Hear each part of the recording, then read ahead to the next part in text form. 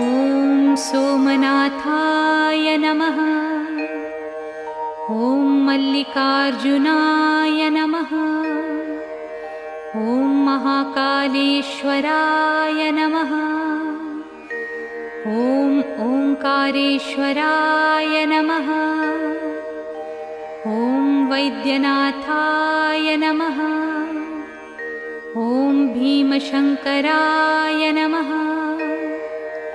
ॐ रामेश्वराय नमः। ॐ नागेश्वराय नमः। ॐ विश्वेश्वराय नमः। ॐ त्र्यंबकेश्वराय नमः। ॐ केदारेश्वराय नमः। ॐ भुस्मेश्वराय नमः।